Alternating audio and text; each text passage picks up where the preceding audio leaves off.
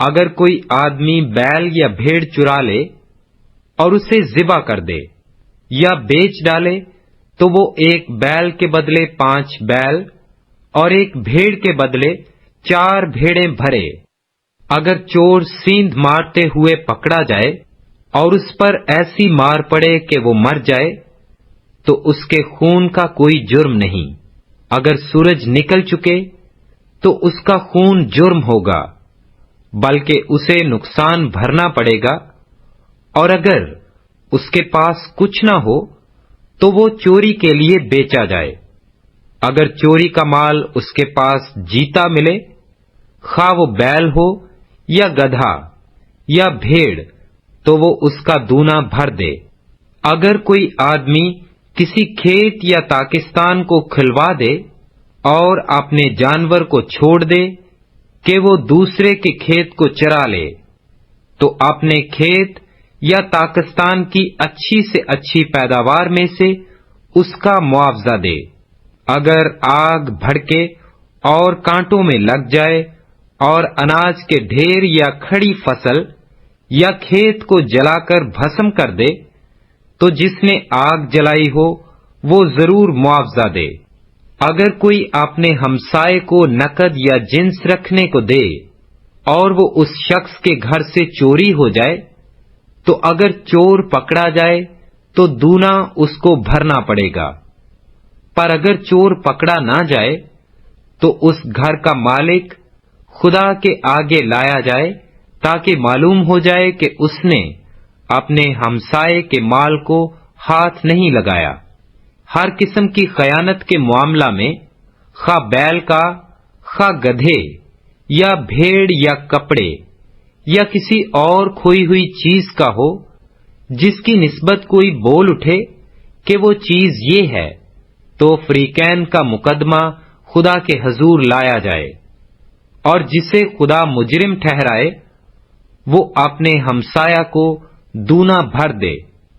اگر کوئی اپنے ہمسایہ کے پاس گدھا یا بیل یا بھیڑ یا کوئی اور جانور امانت رکھے اور وہ بغیر کسی کے دیکھے مر جائے یا چوٹ کھائے یا ہنکا دیا جائے، تو ان دونوں کے درمیان خداوند کی قسم ہو کہ اس نے اپنے ہمسائے کے مال کو ہاتھ نہیں لگایا، اور مالک اسے سچ مانے اور دوسرا اس کا معاوضہ نہ دے۔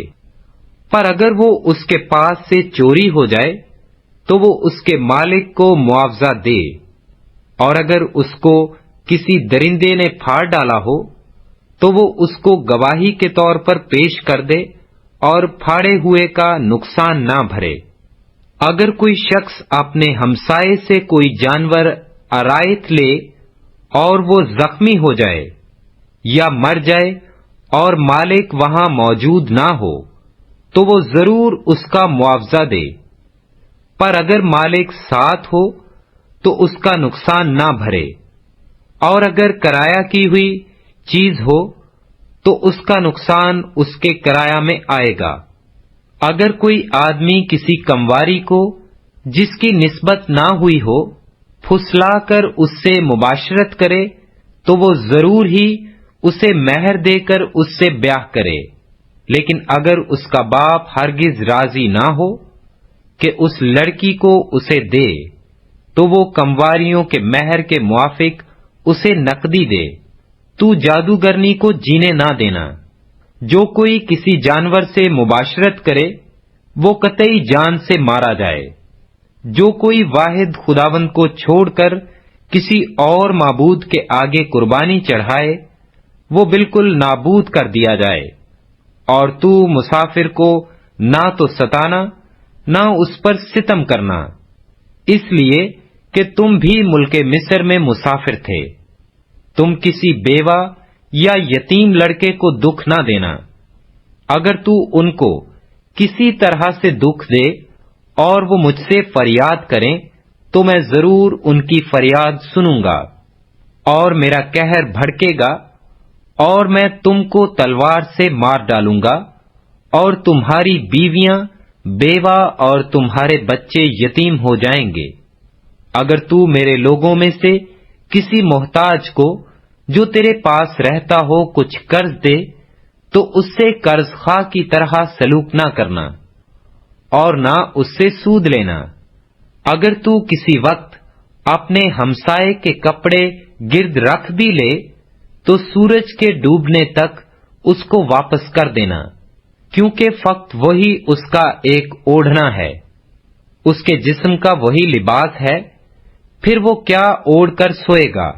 پس جب وہ فریاد کرے گا تو میں اس کی سنوں گا، کیونکہ میں مہربان ہوں۔ تو خدا کو نہ کوسنا اور نہ اپنی قوم کے سردار پر لعنت بھیجنا۔ تو اپنی کثیر پیداوار اور اپنے کولہے کے رس میں سے مجھے نظر و نیاز دینے میں دیر نہ کرنا، اور اپنے بیٹوں میں سے پہلوٹے کو مجھے دینا۔ اپنی گائیوں اور بھیڑوں سے بھی ایسا ہی کرنا۔